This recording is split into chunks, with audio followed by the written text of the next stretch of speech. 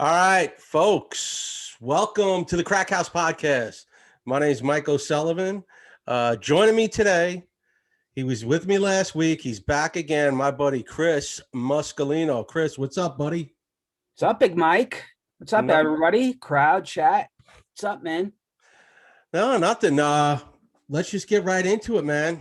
Fucking AOC. AOC. Some some skullduggery, some shenanigans going on. I don't know. I hate to pile on her, I just, for the life of me, I just can't figure out how people like some of the stuff that she does and says just seems like it's either not addressed by the media or just people just, poo-poo it because of her ethnicity and stuff. But I can tell you this much, if it was anybody else, some of the stuff, goes without saying, but pretty interesting. I mean, here's my take on it. She waited a whole month to come out with a story. And then what she did was, listen, I'm going to preface this right now. I'm not saying anything about her sexual assault. If that happened to her, which I'm sure it did, if she's coming out saying it happened to her, then I hope she goes to the authorities. They take care of it. If she needs counseling, whatever.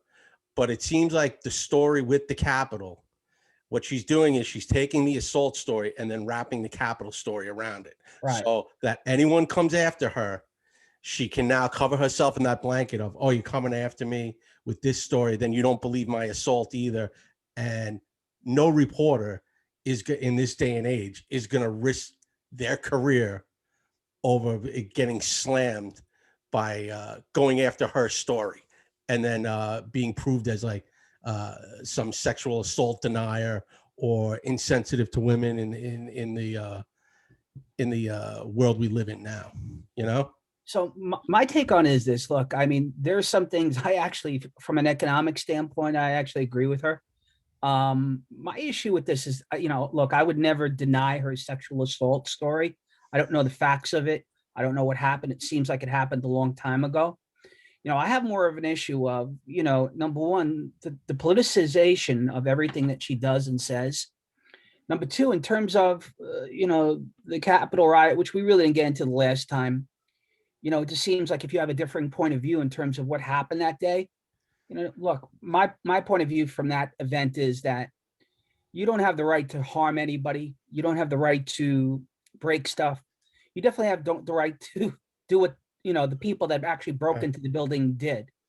Just like the people over the summer, they had a right to do what they did in the event that you're not harming anybody, you're not breaking stuff, that's your right to free speech. She's a whole different animal here. So, as far as the assault story, look, again, I won't get into that. That's not my issue with her. My issue is that she said she was fearful of her life. And what she had said, at least what I read, was that, she was basically saying, look, she was cowering to her desk. She felt that they were going to break in at any minute. Then it turned around that somebody called her out on it, showed a picture of the actual Capitol layout. And the building that she was in was like miles away from where the people that were, quote, From what you hear in the news. Away. So look, whether she wrapped it around, in terms of the sexual assault or not, that's not my issue. My issue is why are you making stuff up? She countered by saying, hey, look, they were assaulting multiple buildings on the Capitol, and I get that.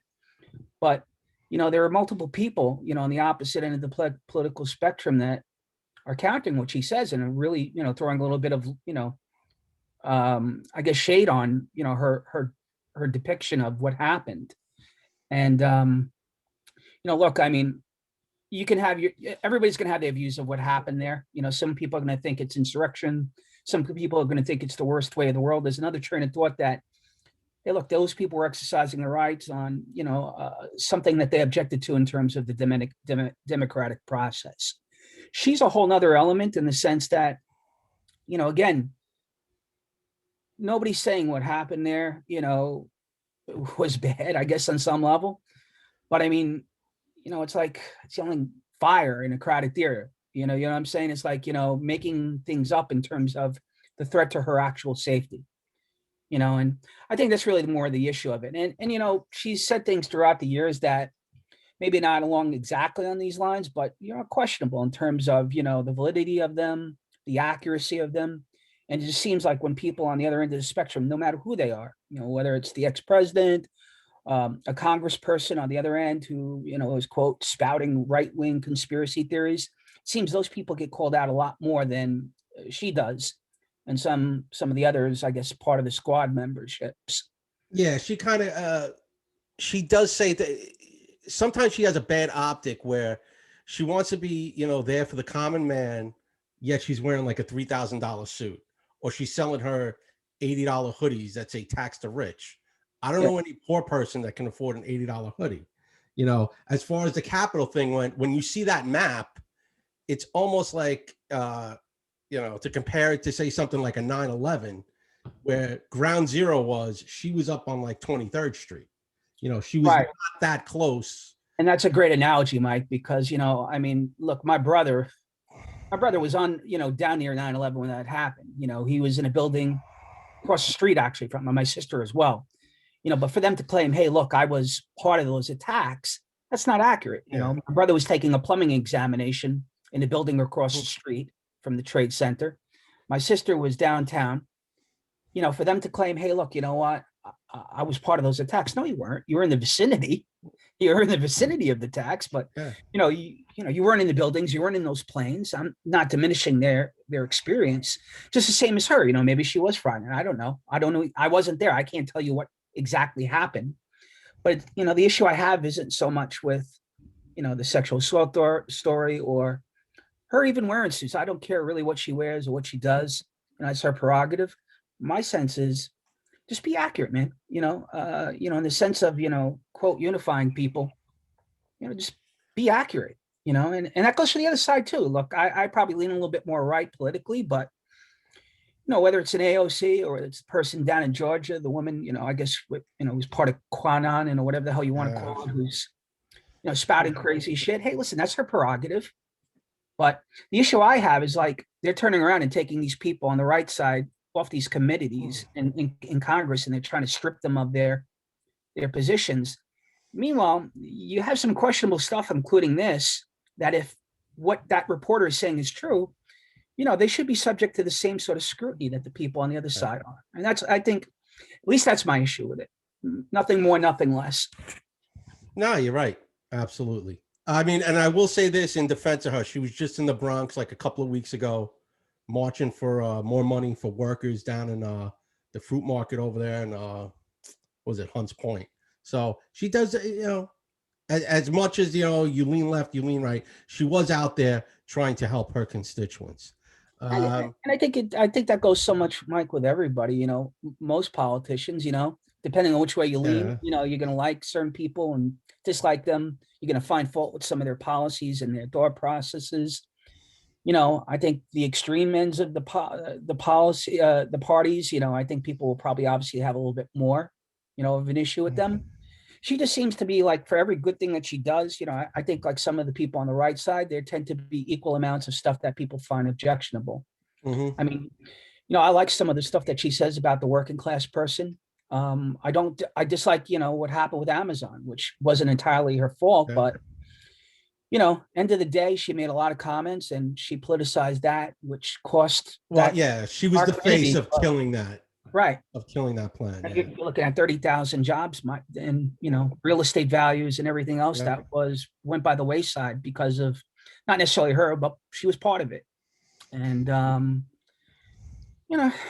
listen, I personally, I don't have an opinion one way or the other. I don't like hypocrisy one way or the other, and I definitely don't like how it just seems like one end of the political spectrum gets a pass when it comes to, I guess, statements that could be questioned.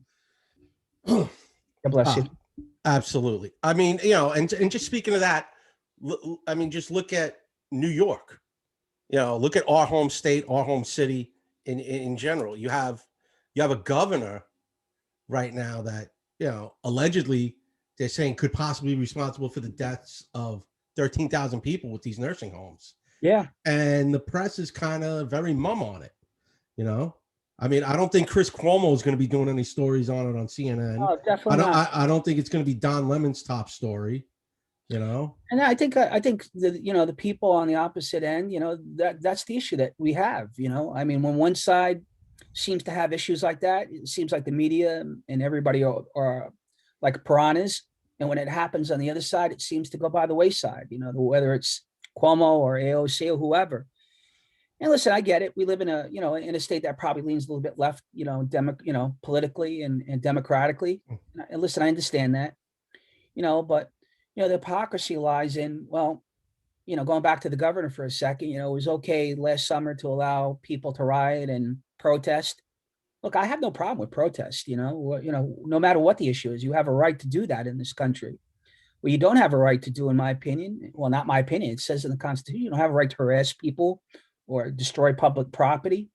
And Yeah. that goes without saying, whether it's, BLM or, the Capitol insurrection, if that's what you want to call it. Those people had all of a right to show up to the Capitol and say, hey, look, you know what? We don't agree with the election results. We're questioning the validity of it. And they deserve the right to not be called, all sorts of names or insurrectionists or whatever you want to call them. So much as the people on the other end, the BLM people, last summer, you know, they're not animals. They're not bad people. Those are people protesting, probably legitimate stuff in some regards. On both sides, though, those people don't, you don't have the right to break stuff. You don't Yeah. right to harass people or harm people or assault people or, storm a building or break shit. That's not right. And I just think that going back to the governor for a second, I think he's gotten kind of a pass. When you look at the numbers, we were talking about COVID last time. We talked about how it affected us. Yeah. I look at the numbers. I'm a numbers guy. When you look at New York's infection rate and when you look at numbers, as far as people that have passed from it, we still have amongst the highest amount of people that died in the country. And I think the most recent, statistics that came out and information that came out suggests that almost 50% of those deaths came from those nursing homes, which, we have a family friend that would, played a little bit of part of it. She works for the governor's office. She's in the medical field. And she was directed to put the people who were infected back into those homes, which was a decision, directly as a result of the governor. Yeah. Didn't come from the president, didn't come from anywhere else, Congress or the Senate. It was his. It was his decision. And what she explained to me was that, these people were put back into, those facilities based on the fact that that was their registered residence. And look, I understand where she was coming from, but I mean, common sense tells you if someone's sick and you're around a vulnerable part of the population, it's not probably the smartest thing to put them back in there, no matter what their residence is. And, again, trolling back to the OC, conversation we just had, again, hypocrisy, should he, should he get prosecuted? Should he be, Yeah. should he be fined? Should he be thrown out of office? Personally, I don't think so. I don't think anything's going to really happen of it, based on, the current administration. But, for those people who lost loved ones, for the numbers that we have, I mean, it's really, just goes back to what we were saying. It seems Yeah. like a double standard. Yeah, it's just gonna wind up in lawsuits by those family members, and that's gonna be it. Yeah, nothing will happen to them. I mean, and it's just like you say with like the administrations and just the way the tide shifted the last since the election. You had New York and California, which were like lockdown central, and then once Biden won, you had both governors. New York, you had Newsom, and you had Cuomo basically come out like within a week going, yeah, I think we should start lifting these bans now and like try and get back to some type of normalcy. Look, I have, And you want yeah, to you want to make it, people want to make it out that it wasn't political. What it, to anyone just watching it going within a week, you changed your mind on one of the most, toughest decisions you probably had to make in your entire time in office. It was just like yeah. on a Listen, dime, you just changed. I don't know about you, but I was overly cautious with it. Me and my wife used to get arguments about wearing masks and stuff, and how real the thing was. To be honest with you, I always erred on the side of caution. I didn't really listen to either side. I just figured that, you know, I'm risk adverse when it comes to stuff like that. And I figured, hey, look, nobody really knows a lot about it. So let me err on the side of caution. But the way things went down, even from the beginning, it just, even the most non-skeptical person would look at the decisions that were made, by certain, officials. And, the president was involved too. The governors were Yeah. involved. They were all involved. And it just makes you think, all right, how much of is this really legit? And how much is this really politicized? I mean, is it a case of do you stay in your house because, if you get this thing, you're dead? Well, the infection rates and the death rates tell you you're probably got a good chance of surviving it, like you and I, unless you have Yeah. underlying, causes. Now, was that enough to shut down an entire country for over a year now or close to a year? I don't know. Maybe it was. Maybe if they didn't do that, you'd be looking at quadruple, maybe 5 times the amount of deaths that we had in infections. I don't know. I'm not a doctor.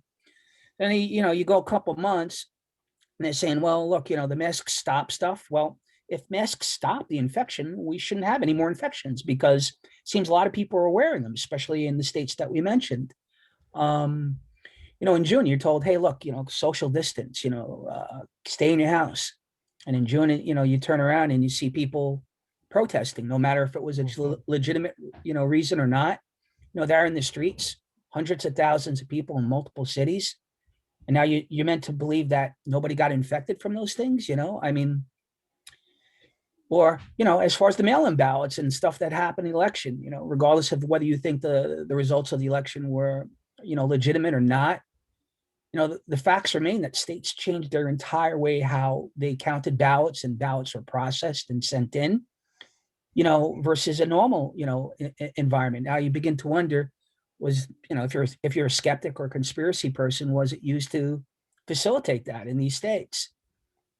I looked at numbers, and again, I respect whoever's president. I respect whoever's in office. I'm not one of these type of people that's going to go and put on my social media, resist, or not my president, or any sorts of nonsense. Whoever's president's president. However, that said, I do have questions. I do. I looked at those numbers, and this isn't something that was like a Russian hoax conspiracy that was dismissed. From the very beginning of the last guy's presidency. These are numbers in 4 different states where, if you look at it, there are anomalies that make you wonder.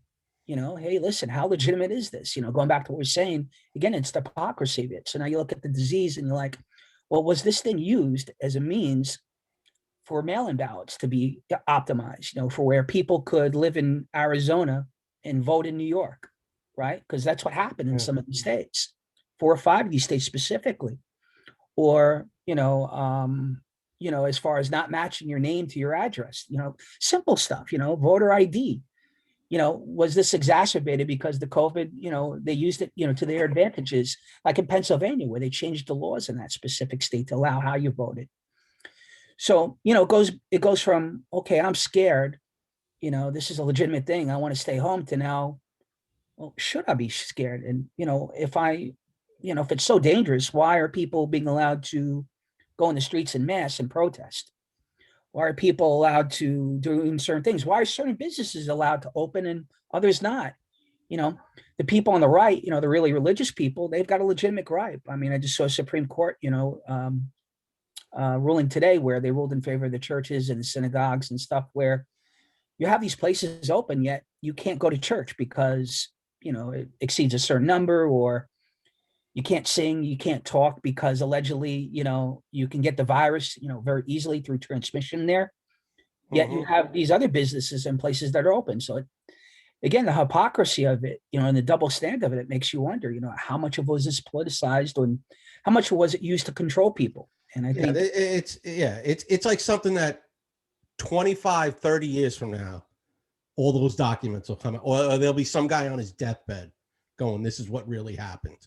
yeah. This is what we did. This is how we skewed it our way. This is how we caused, the whether it was voting, whether it was COVID.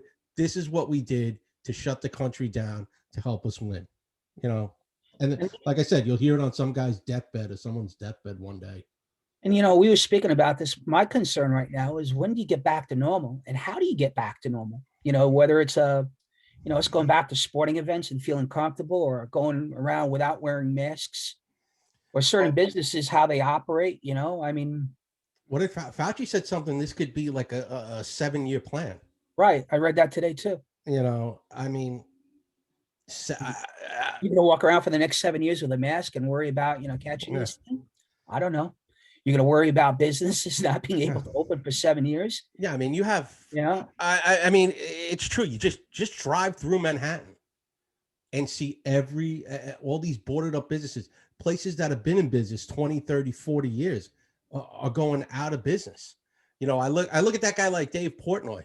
Like, thank God for a guy like him right now. Yeah. He's out there, he raised something, I think, like 20 or $30 million, and he's just handing out money to these small businesses just so they can stay afloat. You know, God bless him. Yeah. And listen, I mean, and you've got the opposite end of the spectrum, as far as the medical community saying what they do. And they probably have their reasoning, and maybe they are on the side of cautious. And maybe, hey, listen, maybe this is all legit. And all this, conspiracy talk on the other side is completely bogus. I don't know. I'm not a doctor. But I can tell you the optics are what we're talking about, regular people see. And it's not just here, my job, I talk to people all over the country. And you get the same thing, man. In the most liberal states, in the most conservative states, people are saying the same stuff. They want to get back to normal. People cautious. I've talked to people that, I talked to a lady the other day. She said in the span of about a month and a half, she lost her 59-year-old husband. She lost her 40-year-old son, 50-year-old daughter-in-law, all in the span of a month due to COVID. So, I mean, it's legit. I Yeah. mean, we got it. So, I mean, I'm not one to say, hey, look, it doesn't exist. But the opposite end of the spectrum on how the government, implements lockdowns and how they, just go back, in terms of governing your regular day life it makes you wonder, it makes you wonder how much is it truly, a threat? How much is it politicized? And how do we get back to normal? If you're going to get vaccinations, to 125 million people by the end of the summer, if you had 30 million people that have already gotten it, you're almost halfway, as far as to herd immunity, right? Yeah. But, yet you read something today, like you said, that this thing could go on 7 years. You're going to be wearing masks. Things won't be back to normal, for a very long time, which is contrasting what he said just a couple of months ago. I think that by the end of the summer, we'll be back to normal. So what is it? Is it 7 years or is it 8 months? And then 8 months, and 8 months from now, is a different variant going to come out where we're going to all get it again and go back into lockdown? Makes you think. I think it's just a lot of behind the scenes stuff that we don't know about, where I think there's a lot more research they're doing on this. And I think every time they do research on it, they come up with something new. Sure. And now they don't know what to do. They thought it was going this way, and then it goes that way. And now it's like, well, all right, we'll just keep them locked down for another month. Let us try and figure this out. Let us try and combat this, because now you're hearing just new strains keep coming about. Yeah, right. Deadlier and supposedly more Yeah. contagious. And then, the thing that makes me think about is, like, once you are back to normal, I look at COVID almost as like the great disruptor, almost like how Uber was to the taxi industry. And so Uber came around, and all of a sudden, DUI statistics dropped, Yeah. to the point, like, maybe if they were around when you and I were kids, and teenagers, you'd have a fraction of the deaths that you had now, or the accidents that you have now, right? Yeah, true. So I look at, the after effects of like something like Uber, which I call a disruptor. I've heard it elsewhere, labeled the same way. And I look at COVID, COVID's going to reshape how we live. Think about it. How many people are utilizing food deliveries? How many people are consuming entertainment differently than they did? How likely are you and me, to go to a Met or a Yankee game, come September, if everything's normal? Yeah. Even tomorrow, how likely are, we talked about this, what are going to be the attendances as far as the Super Bowl? I looked up the Super Bowl. It fits 63,000. They're only allowing 22,000 people into the stadium. Okay. So a third basically of the stadium is going to be filled. I guess it's going to be like, I saw it too, like during some of the playoff games, where it's like you have 100 people in one section, you move over, there's two sections over, there's another couple of hundred, and they just got them, socially distanced throughout the stadium. Think about that for a second. So, I mean, in terms of advertising dollars and player salaries, right? For a second, maybe we'll talk about sports, later on in the show, but think about these teams' ability to spend money on players, so all of a sudden, Coca-Cola, Budweiser aren't showing or doing commercials tomorrow, because the numbers and Yeah. the attendance and the viewership might be down. My wife and I were talking about having some people over tomorrow, and we realized that probably wasn't a good idea. And Good if deal. we had anybody over, it might be just one couple. So all of a sudden, instead of going to the supermarket tomorrow and spending hundreds of dollars on probably the biggest secular event in the Yeah. country, now you're talking about maybe spending a fraction of that, as far as supermarkets, they get affected. And in turn, down the road, when your team, 6 months from now goes into free agency and is thinking about spending money on that big name wide receiver or quarterback, now all of a sudden they're thinking it because they don't have the revenues. Same thing in baseball, or even in movie theaters, like we talked about, the other day as Yeah. well. Now all of a sudden you've got movie theaters because they don't have the business. They're finding out different ways that to get their product out there, by releasing it through Netflix right away through these streaming services. So it makes you wonder, are movie theaters finished? I mean, 6 months from now, a year from now, if we're back to normal, are you going to go to a movie theater, or are you just going to wait for it to come out on Netflix and enjoy it on your big screen TV? I can almost see movie theaters almost becoming something like Broadway, where it's like one show a day. You Yeah. know, we got a 7 o'clock show. Come at 7 o'clock and watch Star Wars. And there's two shows on Saturday and two shows on Sunday. And everything else, like we said, like a smaller movie, more independent films are just going to go right to those Netflix, Hulu, Amazon streaming services. You know, and, Yeah. and and I think people are getting used to just sitting. It's pretty comfortable just sitting in your house sometimes. I love it. Knowing I you can watch a first run movie from your couch instead of getting up, going out to the movies. How much is a movie for a family of five? Or close to $200. almost $200 or a Yeah, ball yeah, game for that matter. yeah. Would you rather watch, the movie, on your big 70-inch or 75-inch or 80-inch screen? Or would you rather go, pay the $200 between you and your kids and your wife and family, you know, get, popcorn and stuff, and you're at $200, I mean, versus maybe $10 or going to the ball game. I went to my share of events throughout the years, some of the biggest, events, in sports. And now I'm beginning to think, you know what? I don't know. I mean, to spend that kind of money, I mean, I can enjoy it in the comforts of my home. Going back to my Uber analogy, I just think that's going to disrupt a lot of businesses, as far as how they operate.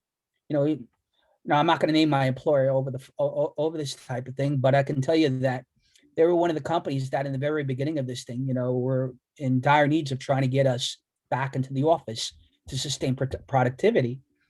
And, they've got buildings throughout the country. They're a big company. And I'm sure that, they have a lot invested in the real estate, and to utilize that real estate. But now I think they're figuring out that I can do the job at the house just as effectively. Yeah. And now you're thinking, okay, the businesses around there that rely on my employer, like delis or restaurants, when I go for lunch, I'm going to a local deli in that area. So it's got a wide reach, this COVID. Yeah, it's got a big ripple effect. Yeah, Yeah. big ripple effect. I was watching on YouTube yesterday. There's one of the channels I watch. It's all about like real estate in New York City and how cheap the apartments have gotten. Sure. And one of the big things this guy was talking about was now how like people are trying to look for a small 2 bedroom because one person is going to need an office to work out of.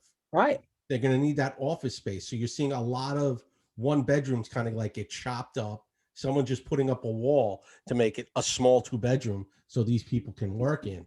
And, it doesn't matter anymore where you live.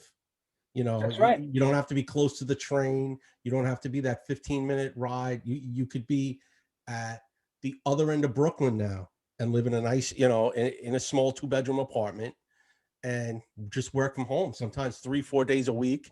Maybe you go in, 3-4 times a month to an office. And think about that for a second and think about the reshaping of populations. I mean, I can't tell you the amount of people that I've spoken to that lived in Manhattan or the boroughs that are leaving, and they're leaving because they can do their jobs elsewhere, with the companies that, some of these companies that work for they're getting smart, I guess, and allowing people to kind of, work remotely and figuring this is a viable long-term option. And for the guy living in Manhattan paying nosebleed, prices for an apartment, or maybe someone's just not happy with, the way the cities run or, the states run, why not move to a different state? Better climate, better politics, depending on whatever side of the spectrum you fly. There's really no need, like it was 50 years ago, in terms of being close to the financial center or, I mean, I guess, when it comes to California or certain, sectors of the economy, like maybe the entertainment industry, maybe you need to be in California or But certain but parts, to be an actor or whatever. But but you even see those guys are all leaving like crazy. yeah, I mean, it seems Austin's a new spot. Austin and I think a bunch of other people have moved on to like Nashville. Nashville's And cool. I've been there. And uh, I can tell you, I mean, look at even like some of the sports people years ago. I mean, think about LeBron for a second, right? 10 years ago, he goes to Miami. All right, granted, I think he got pitched by Riley. Riley probably said to him, hey, look, come here. You're going to win a championship. I've got 5 rings with the Lakers, etc. Blah, blah, blah. And I can't for a second not think that guy figured that if I go to Miami, if I go to Florida, I'm paying no state income tax. yeah, I'm going to get a 10% raise, if I'm living in a state like New York, or if I'm living in California. Now, all of a sudden, the 30 million that I make is maybe going to be taxed a little bit differently than, say, if I play for a team in Texas. well, yeah, when I worked at Yankee Stadium, most of those players, when you saw their cars in the lots, different plates. it was almost the majority of them were Florida. Yeah, they all had that Florida, there's some law where it's like I think they have to put they call putting your head on the pillow. I think they have to put their head on the pillow in Florida, something like to be 100, considered a resident. yeah, like 180 days out of the year or something like that. Right. That's why when when you watch Met games every now and then, Keith Hernandez isn't around, and they'll allude to it that, well, Keith is down in Florida for tax reasons. That's what they'll usually say. Makes sense. And when you now you have something like COVID coming around, and the regular Joe Schmo is thinking about that. I work for XYZ company. I'm working home. The company has no problem with me working home. They're not giving me any stipulations. Why am I here? Do I have family here? Do I have a need to be here? Do I enjoy it here? If the answers are no, I mean, I think you'll see radically different. If Fauci's right, on the latter part, and this thing goes for 7 years, I think you'll see radicalized different demographics in terms of states in this country. Yeah, you're gonna have places like North Dakota that have like 300,000 people, probably Sure. double their population in a couple of years. Yeah, I would agree. It's just amazing to think about the ripple effect of this thing. Yeah. We looked at it just last episode, basically from, getting sick point of view, as far as, how you coped with it, how you did. And then you start thinking bigger picture, and you're like, wow, this thing it's a little bit more serious than just getting sick and being a pandemic, which is serious in itself. Yeah, definitely.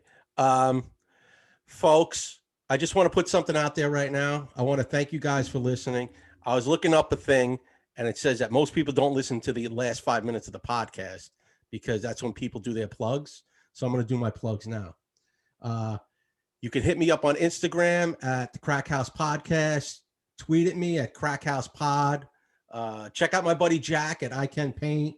Paulie and the boys at SOF Bad Monkey. Chris, what do you got? DJ Chris Clash. I got DJ Chris Clash for all your entertainment needs, audience. If you need a party, COVID or non-COVID, I'm there for you. Ranging from weddings, bar mitzvahs, baptisms, private parties, you name it, I'm there. By the way, for your audience, Mike, if COVID subsides by August, I have a booze cruise coming out, which you guys are all invited to. It'll be booze, food, me DJing, live entertainment, trying to put together a band. It'll be a great time. I'm hoping by then it'll be like a post-COVID party where people, are celebrating, normal life again. So just keep it in mind. All right, cool. That'll be awesome. So we'll keep everyone advised of that. And we'll switch gears a little bit now. I think we got way too political the first half of the show. Let's tone it back a little. Sorry, folks. We were talking about we were going to talk about the Mandalorian tonight. Yeah. You finished the whole season? I did. I thought it was really good. I love the way they brought in, spoiler alert, Boba Fett's in it. So I thought he was great. I thought it was great bringing that character back. I think it gave the show a nice little shot in the arm this season. So I binge watched it, I guess, like most people, and like you, I'm a big Star Wars fan. I grew up with it. I wasn't too happy with the trilogy, the most recent trilogy. I thought that they, just seemed lackluster to me. I mean, it had its moments. It was nice to see some of the old characters, but it seemed drawn out. The second one, that middle movie was, in my opinion, probably the worst Star Wars movie that I've ever seen in my lifetime, even eclipsing like anything from the first trilogy, the second trilogy in '99. Yeah, So when I saw The Mandalorian, it was good. It was hard to get through like the first couple episodes, almost like Breaking Bad. It just like it kind of had a build up. yeah, Where you're wondering where they were really going with it. Then it got cool. You had Baby Yoda, a couple other, characters that were reintroduced. And then I'd read stories on how they were trying to bring back other characters throughout, the Star Wars universe, like I guess in future films and stuff. Like they were talking about how Darth Maul survived the first Phantom Menace and how they were going to reintroduce him at some point. And then you kind of saw it like in the most recent trilogy where they brought back the Emperor. Spoiler, right? yeah. All of a sudden he didn't really die; he got cloned. And now all of a sudden you talk about Boba Fett. Boba Fett died, and Mm. we thought he died in Return of the Jedi, and now you're wondering how the hell did he get out of there, right? Yeah, it's you think as kids we watched him die in like 1983. That Yeah, was it. And then when you see that the armor come out and then you see his face, you're like, holy shit, what the how did he do this? yeah. And I mean I thought it was very good. You know, the, the Lucas films, he always does this, which kind of like he's always got to put that little spin on it for like little kids, like Baby Yoda. Right. It's that Ewok character, that Jar Jar Binks shit. He always does. Like he could have made this thing a crystal, and it would have been a lot more like tougher, and I think he could have done a lot more action with it. But Listen, I can tell you this: my wife isn't a big Star Wars fan. She hates it, to be honest. She laughs at me every time I watch it. And I watch it religiously. Anytime it comes on regular TV or whatever, she's always got some snide remark to say. When I showed her Baby Yoda, she was enamored with it. Like I need that. Like I need like a little.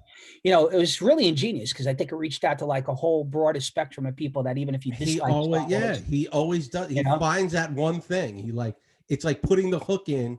It's putting the needle into new addicts. You we know, have a we have a mutual friend. His name is Chris. I'm not going to mention his last name, obviously, on the show, but he had put something on social media talking about it, and I agree with him 1,000%. I think the best singular moment for me outside the first trilogy was the end of the Mandalorian third season. With oh spoiler, yeah, the Luke, showing up and having like a Darth Vader Rogue One type moment. they uh they said no one knew about it. So Like cool, bro. everyone that worked on the show, there was pretty much only like 2 or 3 people that knew that was going to be the scene, and it was badass, and I like father like son. I'll leave it at that. Yeah, I it was mean, great, man. And going back to Rogue One, which is probably my favorite movie yeah, outside maybe of the yeah. Empire. There was somebody I work with who was very high up in the company that I work with, and he comes to me one day after watching Rogue One, and he goes, "I'm not going to spoil it for you, but at the end of the movie, there's a cameo by somebody," and he goes, "The whole scene reminded me of you on a bad day." And I said, I go, "Thank you, I guess." Until I watched it, and I'm like, "What does this guy think of me?" I mean, you know, and the reason I bring it up is besides the moment at the end of Mandalorian, that scene at the end of Rogue One, Yeah. to Oh, me, that unbelievable. just it was unbelievable, man. Like to me, it made the movie. I mean, I remember watching, I think, The Empire Strikes Back with you in the theaters the first time around, and other than maybe some moments in the Empire or in maybe like the end of the first one, the original Star Yeah. Wars, I think those two moments, bar none, as standalone moments, rank right up there with anything in the Star Wars universe. And what's so great about it now is, I mean, it's not great. Disney owns it because they're going to do whatever they want, and they're definitely going to gear it towards smaller kids. I can say, Yeah, just with the absolutely. Baby Yoda, but what they can do now with the stories, like I was just spitballing this the other day. You know what would be a great series on there? A show with all those the bounty hunters from Sure. Empire Strikes Back. You only see them like Right. Boba Fett and that whole crew. Make a show about those guys. Just like rogues of the galaxy or whatever you want to call it.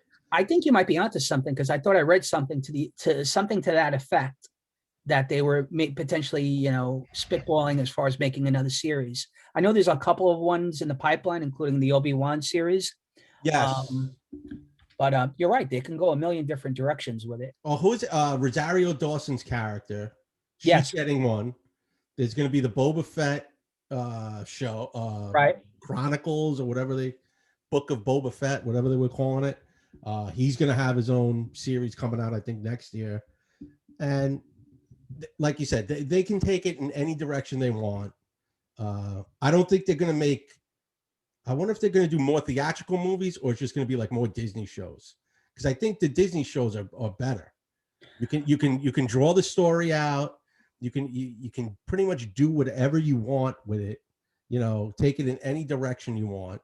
You have and you don't have and you're not confined to an hour and a half movie, a 2 hour movie. You can really tell the story.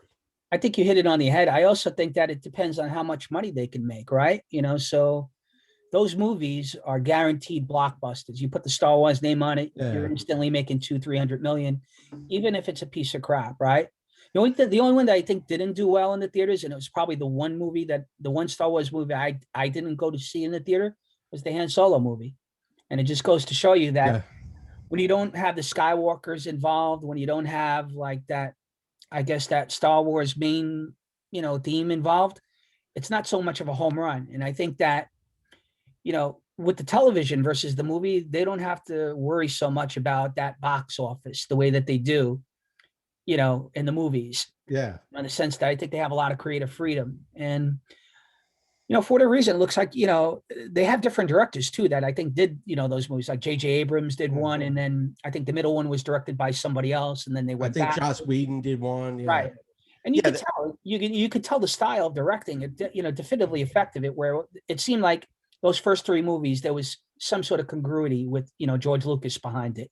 And then even the second sequels, you may not have liked those sequels, but there was rhyme to it. There was reason to it. There was a fluidity that, this last batch of sequels didn't have. And I think when it comes to the TV series, I think you get that back because it seems like it's the same director and producer. I think Jon Favreau. Jon Favreau pretty much did all of it. He did them. He didn't do them all, but he's phenomenal. Yeah, he ran the whole show behind the scenes. He was the producer of it, right? And you could tell definitely the guy's a huge fan of it. Right. That's what it is now. It seems like the people that are going to be directing these are people that grew up on these movies. So the ones that came out in the 70s, Lucas directed one. Erwin Kirshner, I think, directed like Empire. These guys weren't fans of the movies. These were just hired gun directors for the other two. And now you're going to have the fans basically doing the movies. And I think, to be honest with you, Mike, I think you have to have, when you're advertising a Star Wars movie or a Star Trek movie or any of these series, there has to be some sort of homage to the audience. There has to be, you can have your take on these movies, but in my opinion, you got to have some sort of semblance towards the original as far as, the intent of it, the direction of it. You can't go off, completely half-cocked. Like even the new Star Trek, like I enjoyed it. I enjoyed the characters because they reminded me of the people that we watched as a kid. But, some of the storylines that they had, I like J.J. Abrams a lot, but it just seemed like it was like so far off kilter, it just kind of threw me off a little bit. And I got that impression with the trilogy. And I didn't get that impression with The Mandalorian in the sense that, whether these people are fans, there just seems some sort of consistency with the storylines. Yeah, it like stuck to the original canon. Right. Which I think what people really liked. Yeah, like you said, the Star Trek movies weren't bad, but it's, what it was too at the start? There were no old characters they really threw in. It wasn't like Shatner did a cameo. I think Nimoy might have did one cameo in one of them. But other than that, like the cast wasn't around. They just recasted everything. And they had, the one guy that played McCoy just almost did like a bad McCoy impersonation throughout the movie. Right. You know? Or even Khan, to me, Khan Yeah, is Ricardo Montalban, right? And then all of a sudden you've got some English actor, yeah, yeah. Cumberland's good, but I mean, to me, it threw me off. I mean, that's not Khan. Khan is some long-haired, muscle-bound guy in his 60s, With a Latin accent with a through Latin accent who's yeah, suave, yeah, right? yeah. And I think that going back to the Mandalorian for a second, I think that's kind of really what drew me in, and I think a lot of people, in the sense that you had that consistency, that throwback. All of a sudden you bring in Boba Fett back. He died in the first one, or allegedly he died, and now Yeah. this guy has got his armor. Or going back to the end of like Rogue One, right? Really, without spoiler alert, Darth Mhm. Vader shows up, and it shows you how the introduction, how it Yeah. bridged, how they got to Yeah, Death how it Star, goes right into A New Hope is sick. Yeah, it and was it was ingenious, yeah. And I think the thing with the Boba Fett and how they brought him back, it showed you the continuity. It showed you different elements, but I thought it was very well done. I mean, I'm looking forward to the Obi-Wan series. I'm hoping that it's somewhat like that, and Yeah, I think Ewan McGregor's coming back for yeah, it too, right? He's going to star in it. right. I think that'll be a great series. And I read somewhere, I think that the Hans Christensen, I think he's going to be part of it too on some level. I don't know how they're going to tie him Oh in. yeah, yeah, yeah, yeah, yeah. They said that. Yeah. Yeah. Uh, Speaking of like old stuff coming back, I thought about this. I said we got to talk about this. Coming to America 2 is coming out next month. Not interested. No? I'm not interested, man.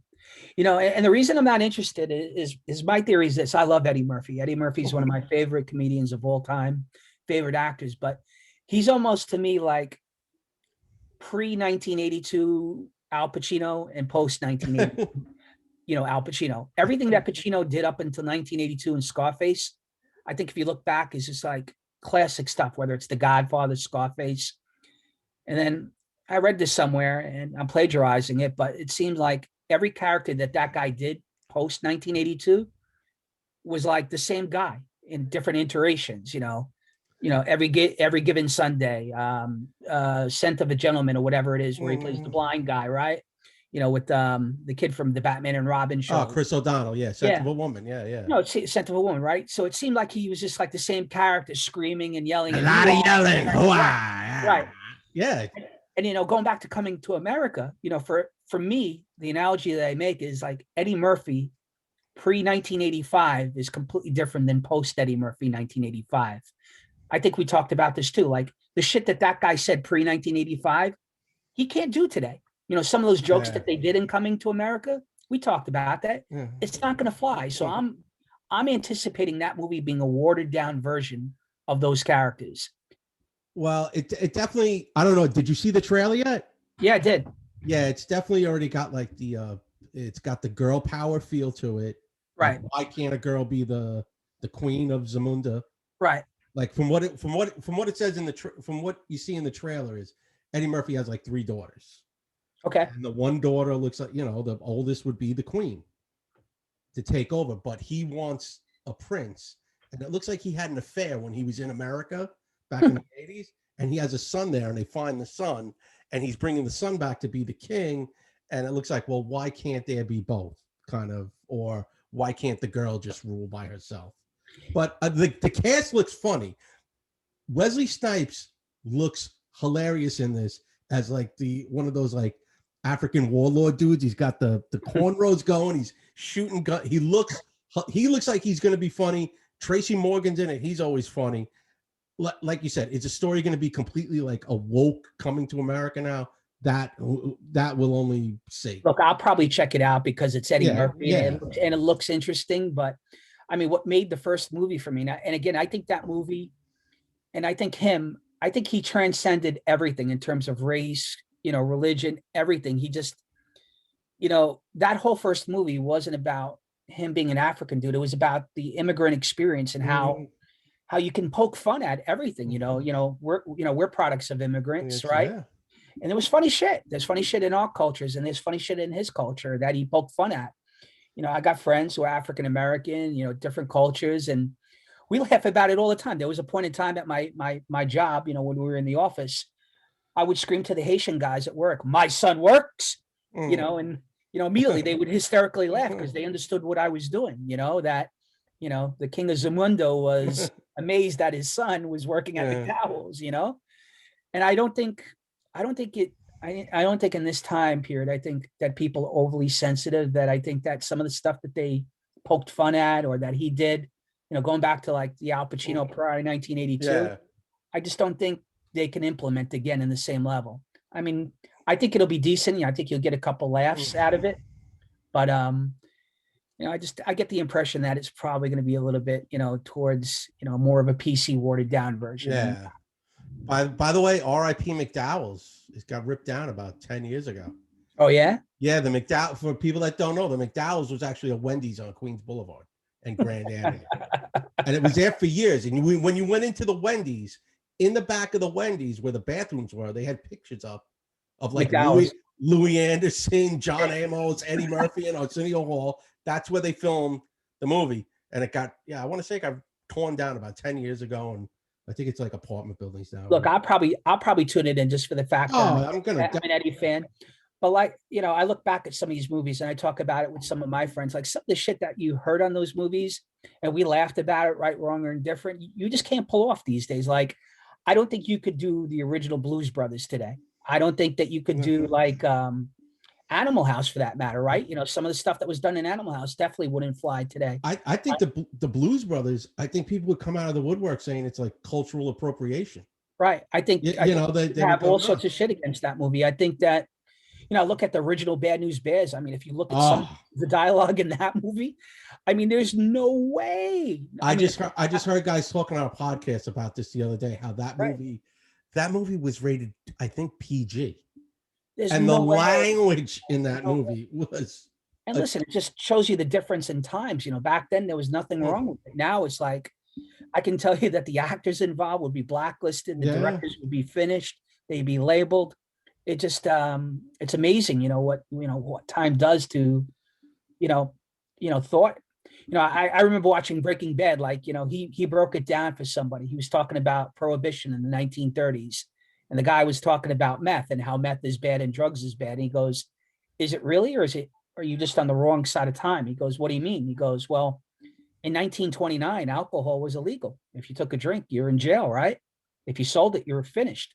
1931, you're good. He goes, so right now you can't smoke weed, right? But maybe 10 years from now, there's no big deal about it. 15 years ago, if you got caught, you're in law enforcement, ex-law enforcement. What happens to me if I get caught with 15, bricks of weed on me? What happens to me? Yeah, I'm fucked, right? yeah. I'm sent away for the next 20 plus Yeah. years, right? 10 years from now, Who maybe knows? the government finds a way of taxing it and it's completely fine. You want to sell it? No problem. So, going back to the movies for a second and, coming to America, I just think that, I think the things that made that movie, I don't know if you're going to be able to replicate or do the same way. Yeah. I think it'd be good for some laughs, but, Well, I mean, everything now has to be. They have to politically correct the movie. They have to make sure right. that no one can get offended. No one, I mean, I watched an interview one time with Mel Brooks, and he was talking about Blazing Saddles. Now, one of the most unpolitically correct movies ever made. And he sat down and he screened the movie for all the executives at Warner Brothers, and they freaked out. They were like, you got to get rid of you can't say the N-word every other, get rid of that. right, yeah. The farting scene, when they're all just sitting around, he's like, you got to get rid of that. You got to get rid of all the anti-Semitic stuff. You got to get rid of this. You got to get rid of that. And he goes, I wrote it down. And he goes, I basically threw it in the garbage afterwards, and I just released the movie the way I wanted to. Sure. And it became a hit. But today, that movie would never get made. I'm a fan of your podcast.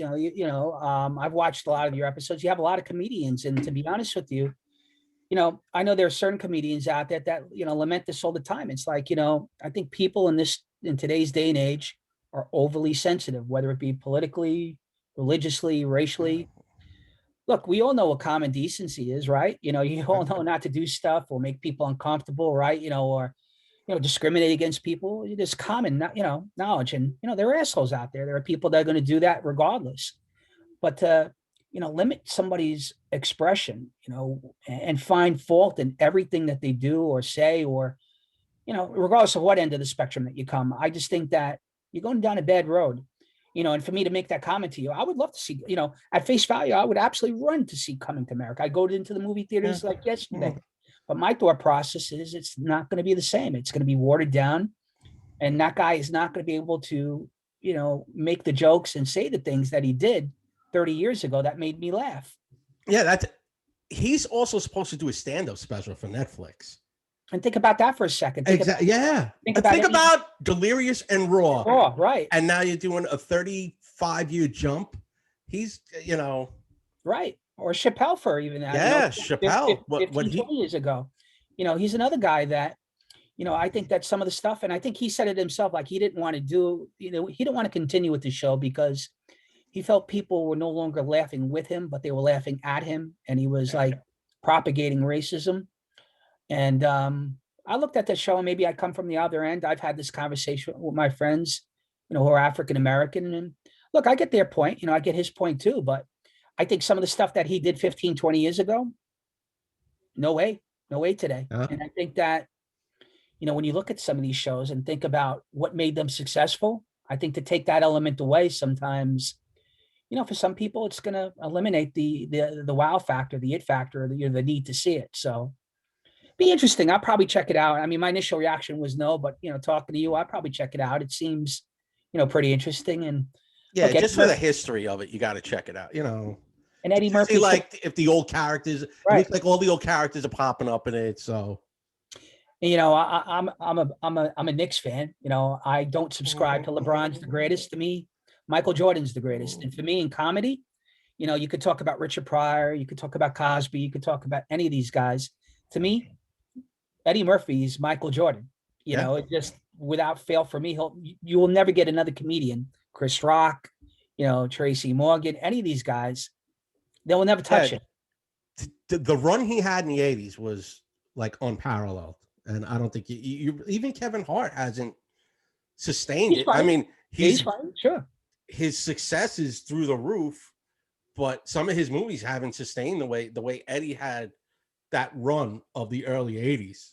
I mean, when we talk about greatness, right? And that's really what it was. I mean, you talk about Michael Jackson, right? In music, for about a 5-10 year, everything that the guy did was like gold.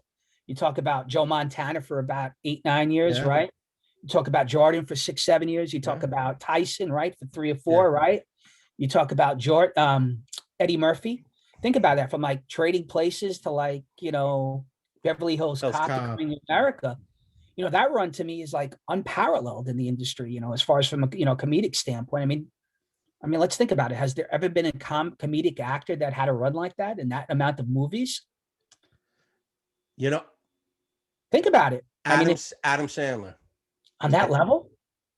He said his movies have made like $6 billion. So, think about it, Mike. Again, adjusted for, and again, I'm not doubting what you're saying, but I know what you're like Eddie Murphy was. Yeah, Eddie Murphy was where you turned your head. He was everywhere. He was everywhere, man. So and again, unlike Sandler, I think he was the type of guy that, like Jordan did, like Ali did, Muhammad Ali, they transcended race. They pushed forward America in so many different ways that Sandler never could have possibly managed. And when you talk about greatness, from an entertainment standpoint, I don't think you'll ever see anything like that again. No, probably. Oh, who knows? Maybe you will. Who knows? Right. On that note, folks, we're gonna wrap this puppy up. Chris, you got anything else you want to add before we sign off? Yeah, we'll see how the Super Bowl goes tomorrow.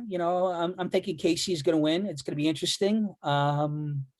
It's definitely going to be interesting with this COVID, man. I mean, we talked a lot about it.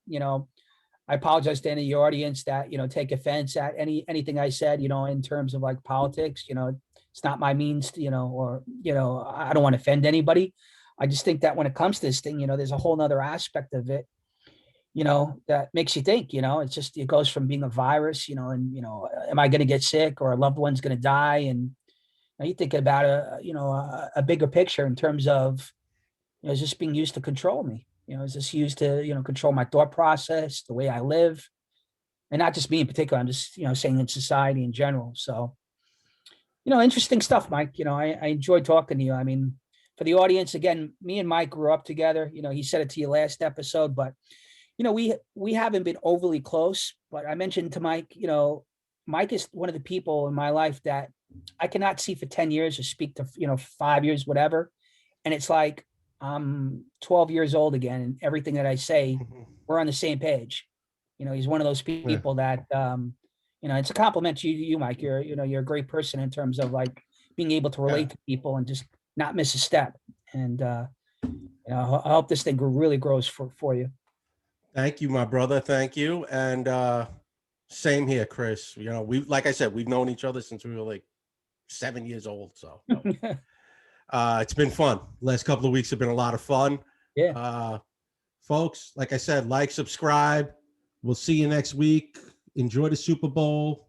And oh yeah, R.I.P. Screech. Screech, man. We didn't even talk about that. Maybe we'll talk about him next week because I All got right. a little bit on him. Take care, everybody.